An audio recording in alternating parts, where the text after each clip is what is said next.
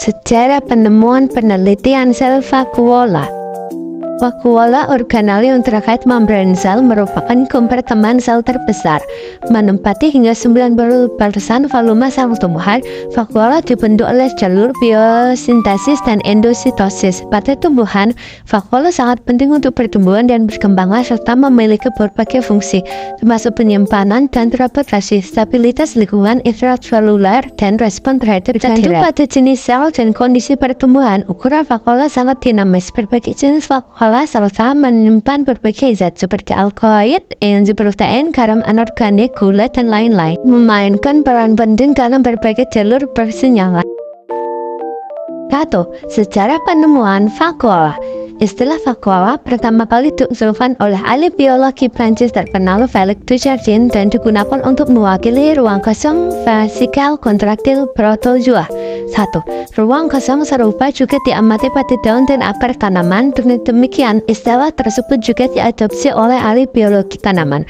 Pada tahap awal penelitian vakuola, metode pengamatan mikrobis dan warnaan merah netral menunjukkan bahwa vakuola adalah lingkungan asam yang dikelilingi oleh membran. Pada akhir abad ke-19, De Vries percaya bahwa vakuola dibentuk oleh prekursor seperti plastida khusus yang disebut tonoplas. 2. Vakuola merupakan bagian penting banyak sel dewasa dari semua tanaman terestrial sebagai besar jamur dan alga, kecuali prokaryotik memiliki vakuola. Namun, tidak ada vakuola pada sel hewan dan sel tanaman yang belum matang, serta beberapa sel tanaman yang sangat matang atau seperti sel batu.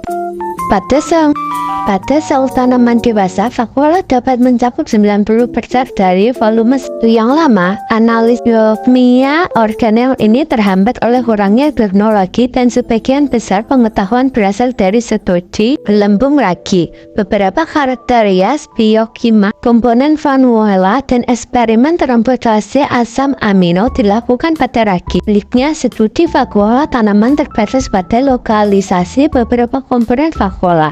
Pada awal 1980-an, penerapan metode pemisahan vakuola murni membuat studi biokimia dan elektrofisiologi transporter vakuola tanaman layak dilakukan. 2. Proses pembentukan vakuola. Tahap awal penelitian vakuola terbatas pada pemeriksaan morfologi vakuola seperti yang dijelaskan di atas. Namun, dalam beberapa tahun terakhir, peningkatan teknologi telah membawa penelitian vakuola ke tingkat molekuler, termasuk metabolomik, proteomik, mutan penyisihan, tDNA, dan komplementasi heterolog. Bukti eksperimental menunjukkan bahwa zat-zat dalam sistem vakuola tumbuhan berasal dari jalur biosintesis intraseluler dan jalur endositosis. Jalur biosintesis yang mengarah pada pembentukan vakuola meliputi 1. Jalur sekresi awal dari ke kompartemen Golgi akhir. Beberapa protein yang terletak di vakuola dipisahkan dari protein yang diangkut ke permukaan sel. 2. Endositosis dari membran plasma. 3. Autofagi. 4. Transmisi langsung sitoplasma ke vakuola.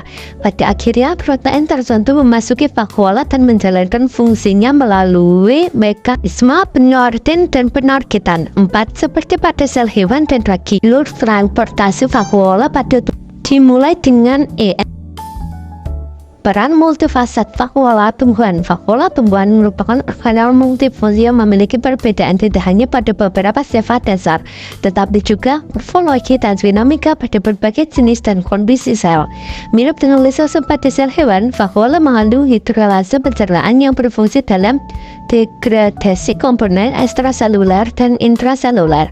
Selain itu, vakuola juga mengangkut berbagai metabolit sekunder seperti asam organik, glisosida, dan konjugat, glutahion, alkaloid, dan antosianin.